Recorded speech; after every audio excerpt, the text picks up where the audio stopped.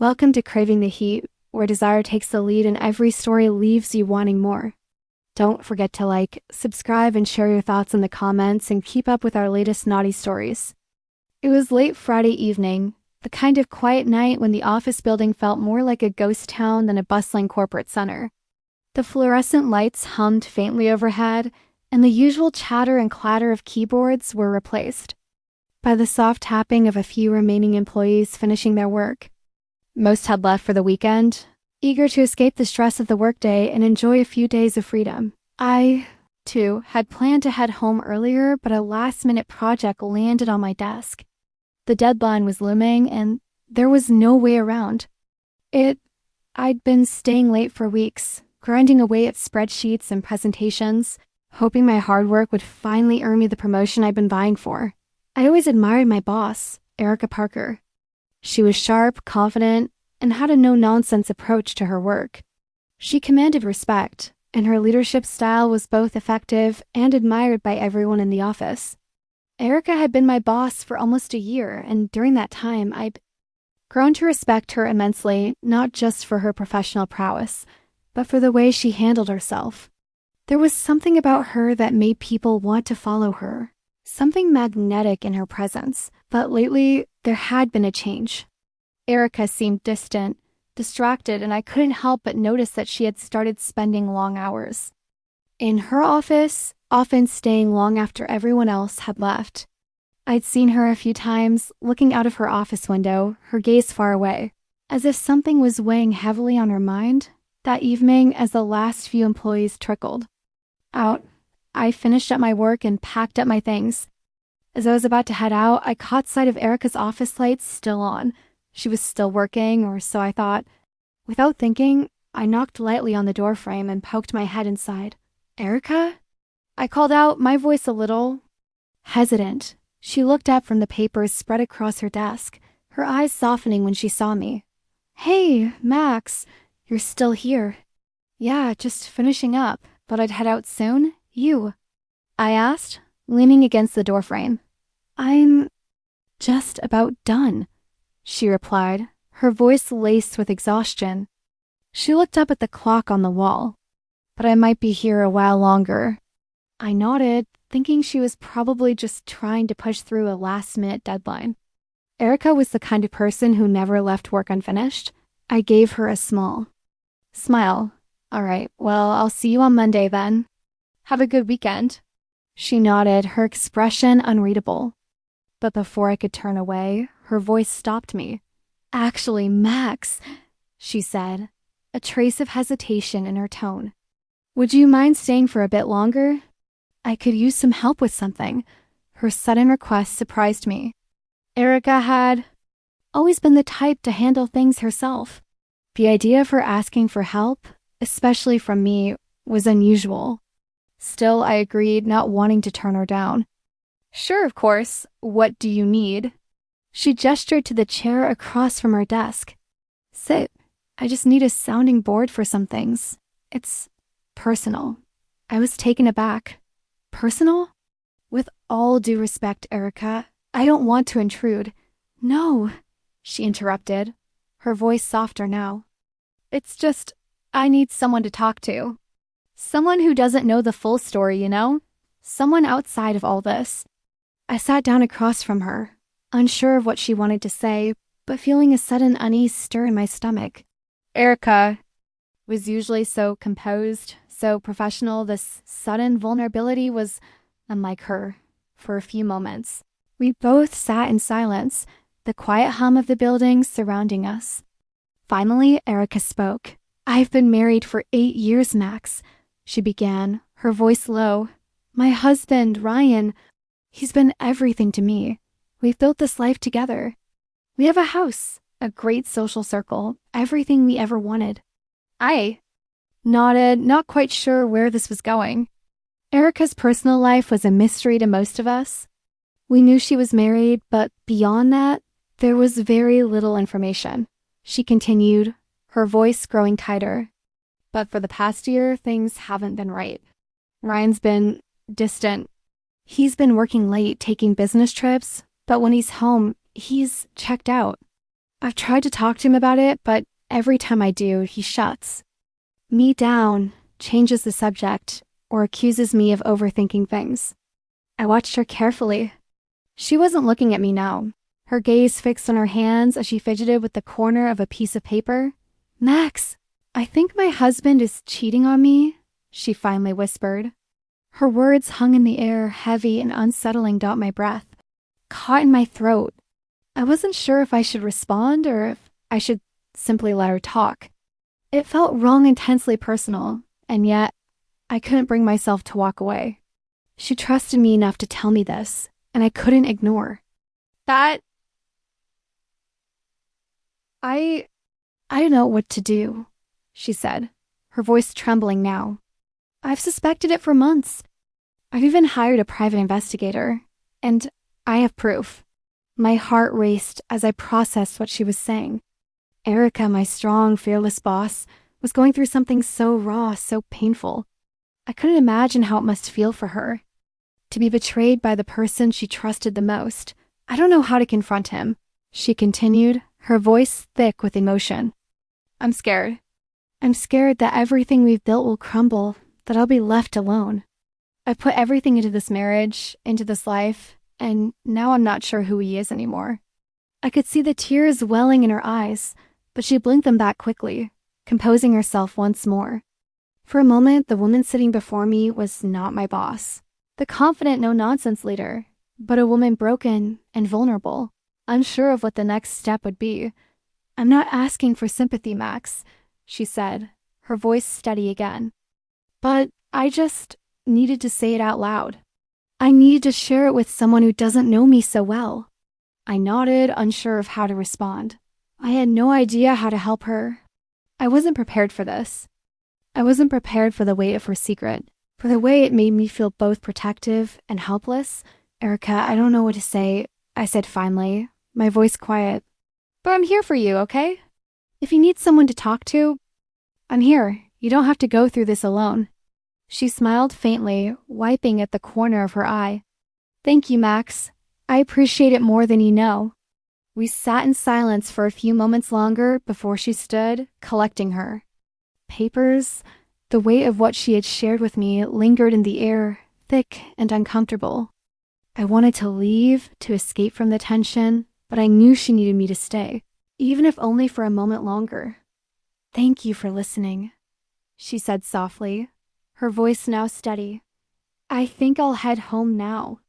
I need to think, to figure out what to do next. I nodded, standing up as well.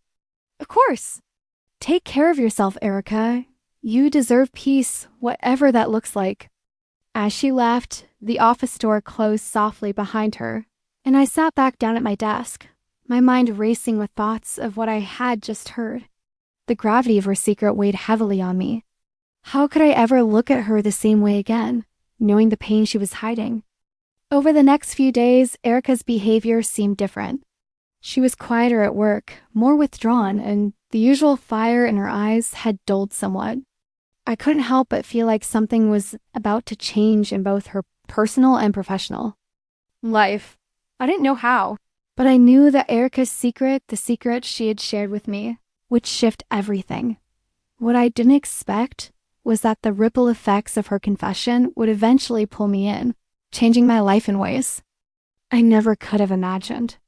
The fine line between professional and personal began to blur, and before I knew it, I was caught up in something far deeper than I had ever anticipated, something that would alter not just Erica's world, but mine as well, the days following.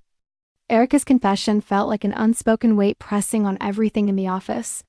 It wasn't like things had drastically changed on the surface. Erica still led meetings with her usual poise and sharpness. Her decisions remained astute, and her work ethic was as relentless as ever. But there was something different. There was a faint tension in the way she moved, a flicker of uncertainty. In her eyes when she thought no one was looking, she'd become more distant, not in a cold, dismissive way, but in a way that made you feel as though she was carrying a secret burden too heavy to share. I found myself unable to focus on anything other than Erica's situation. The image of her, sitting across from me in that dimly lit office, Her voice shaking as she spoke of betrayal, played over and over again in my mind. I couldn't stop, wondering what it was like to be in her shoes.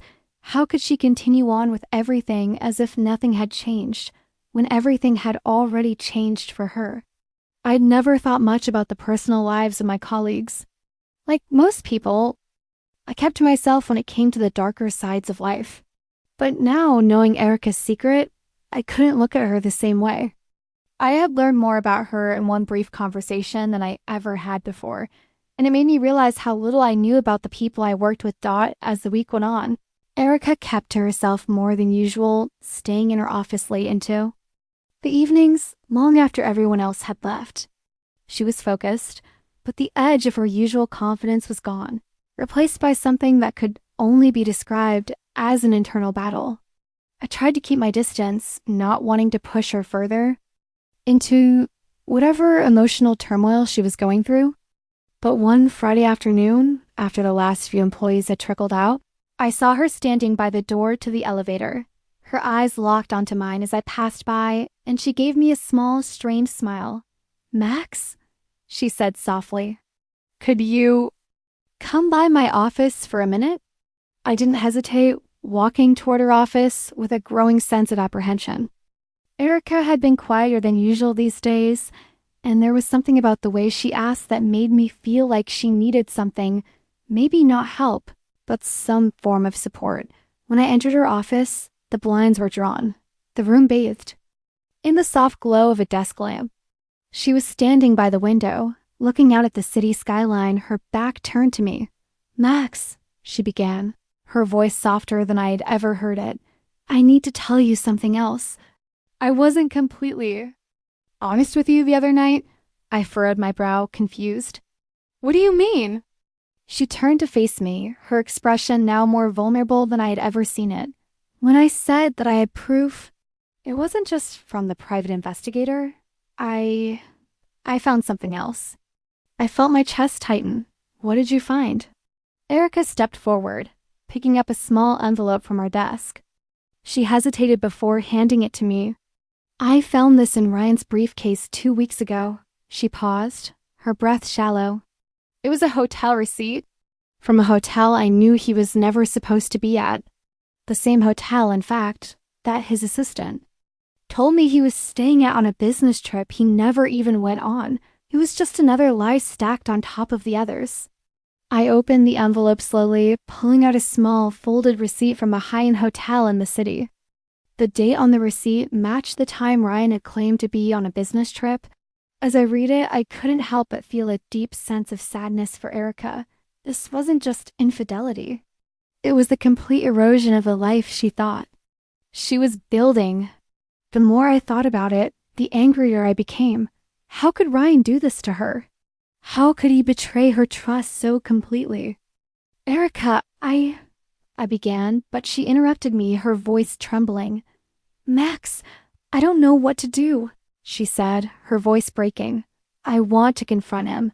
I want to scream at him. But I also don't want to lose everything we've built. I don't know who he is anymore, and I don't know who I am without him." There it was again, her vulnerability. She had never shown this side of herself to anyone in the office. Erica Parker, the powerhouse CEO, the woman everyone looked to for guidance and leadership, was shattered. I wanted to comfort her, to tell her it would be okay, that she didn't deserve this. But I knew words couldn't fix the hurt she was feeling. "I think you deserve more than what he's giving you, Erica," I said quietly.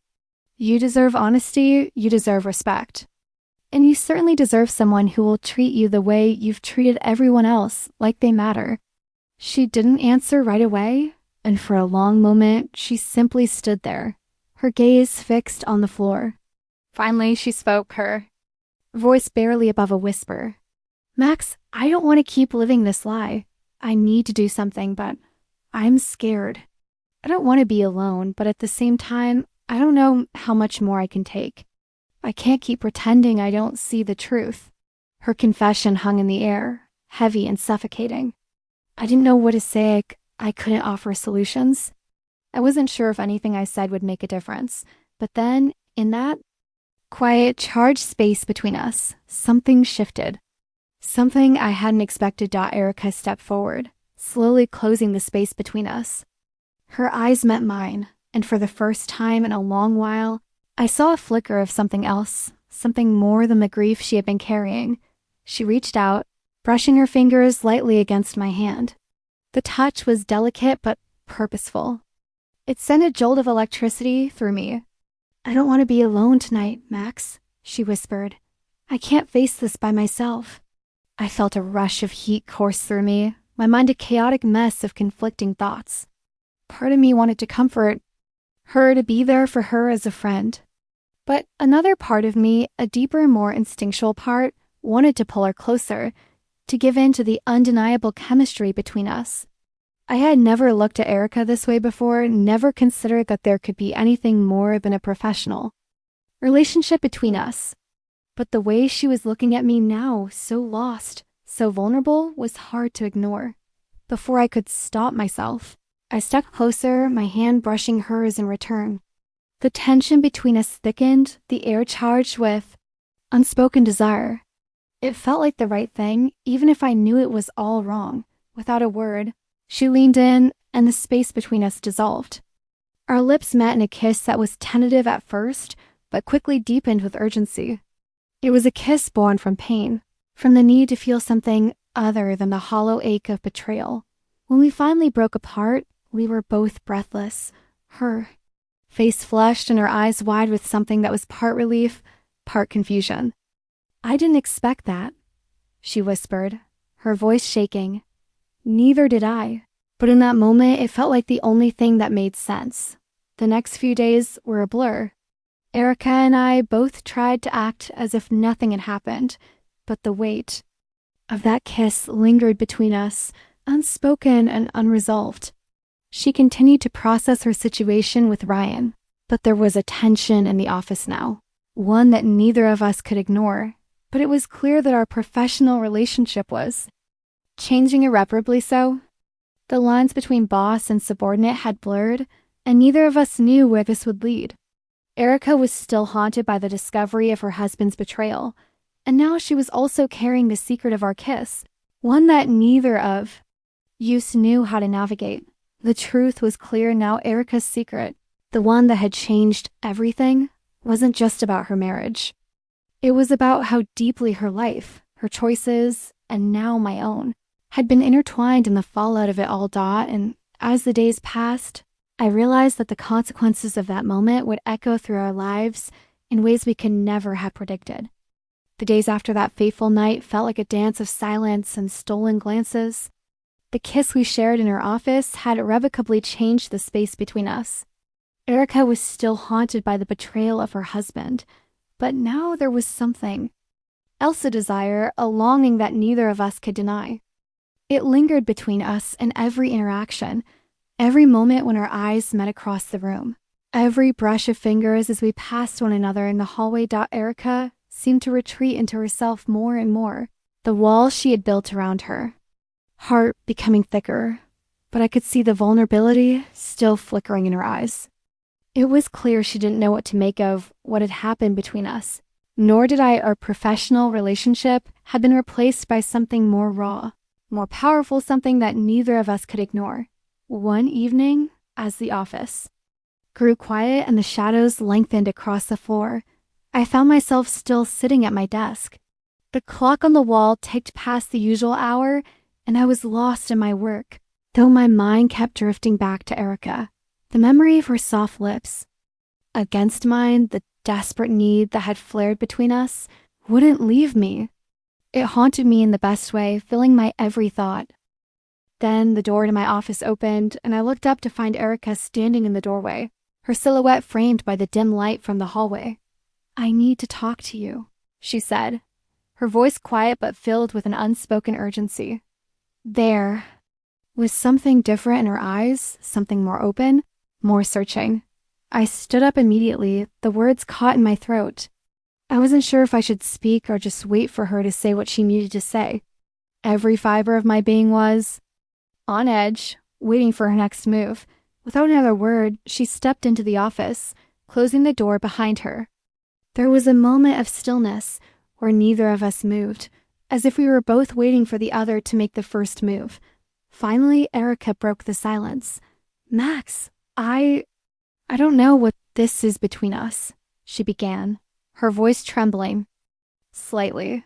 But I can't stop thinking about that night, about what happened, and I can't pretend it didn't matter. I took a step closer, my heart pounding in my chest. Every part of me wanted to reach out to her, to hold her, to kiss her again, but I was afraid of pushing her too fast, of complicating everything even more. I can't either, I whispered. But Erica, you don't have to carry all of this alone. You don't have to go through this by yourself. Her breath caught as she stepped toward me, her eyes filled with an intensity I hadn't seen before. I don't want to be alone anymore, Max. I don't want to face this pain and uncertainty without someone who truly sees me. And you've been here for me in ways I didn't expect.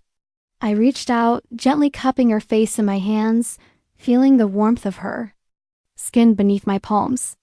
The connection between us was undeniable, an electric pull that I couldn't fight even if I tried. Her eyes searched mine for a long moment, as if waiting for permission, waiting for me to tell her it was okay, that this was what we both needed. Without a word, I leaned in and kissed her. It wasn't just a kiss. It was an explosion of all. The emotions we had been holding back, all the tension, the yearning, the confusion, and the raw need that had been building between us. Her lips were soft, tentative at first, but soon they became more insistent, more desperate, as if we both knew this was the moment when everything would change. Her hands moved to my shoulders, pulling me closer, her body pressing against mine. I could feel the heat between us, the fire that had been ignited that night in her office, now burning with a fierceness neither of us could escape.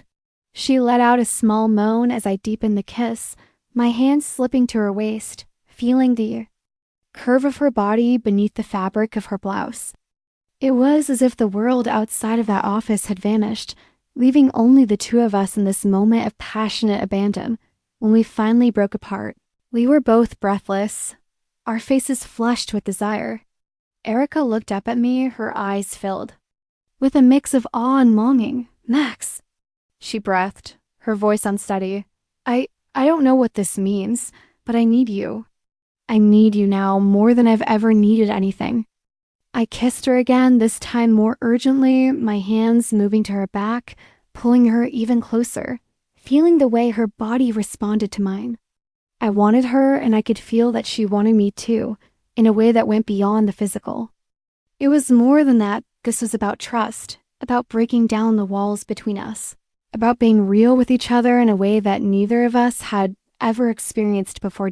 As we pulled away briefly, I looked into her eyes and whispered, "You don't have to be alone anymore, Erica. Not if you don't want to be. I'm here for you." A single tear slipped down her cheek, but she smiled, her face softening.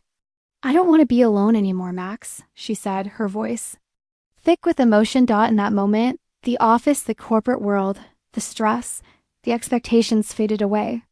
It was just the two of us, standing together in the quiet of the evening, hearts racing, emotions raw and exposed. Without another word, Erica took my hand and led me to her desk, the tension between us reaching a fever pitch. We didn't speak, again letting our bodies do the talking. Clothes were discarded in a frenzy, our kisses becoming more desperate, more consuming with each passing second. And as the night stretched on, our hearts became one, bound by the intensity of the connection. We had finally allowed ourselves to feel. The secrets, the pain, the uncertainty, everything melted away. What remained was a love that burned with passion, with fire, with the raw truth of two souls finding each other in the most unexpected of places. In the quiet aftermath, as we lay together, our bodies entwined, I realized that nothing in my life would ever be the same. Erica had changed everything, and in that change, we had found something deeper, something more real than I had ever imagined possible. And for the first time in a long time, I believed in the possibility of love.